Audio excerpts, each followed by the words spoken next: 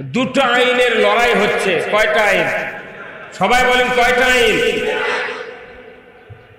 যতদিন নির্বাচন না হবে ততদিন দুটো আইনের লড়াই চলবে। এক নাম্বার হলো আল্লাহর আইন, দুই নাম্বার হলো মানুষের আইন। কথা ঠিক কিনা? অনেক বক্তৃতা হয়ে গেছে দেশে, আলেম ওলামারা ঘন্টার পর ঘন্টা আমরা বক্তৃতা করছি, তারপরে দেশের সুদ বন্ধ করতে পারি নাই, চুরি বন্ধ করতে পারি নাই, ধর্ষণ বন্ধ করতে পারি নাই, দুর্নীতি বন্ধ করতে পারি নাই, অন্যায় অপকর্ম যত কিছু আছে, এমনকি হাজারো বক্তৃতার পরে দেখা যায় বক্তাদের বক্তৃতা ঠিকই হয়, কিন্তু দুর্নীতির চ্যাম্পিয়ন ফার্স্ট ক্লাসে ডিগ্রি পায়।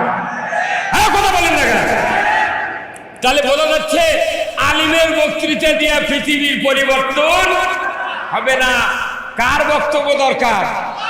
আল্লাহর। আবার আল্লাহর বক্তব্য শুনলেই হবে না, আল্লাহর কোরআনে অনেক বক্তব্য আছে, কিন্তু বর্তমান বাংলাদেশের যে প্রেক্ষাপট, এটা আইনের প্রেক্ষাপট।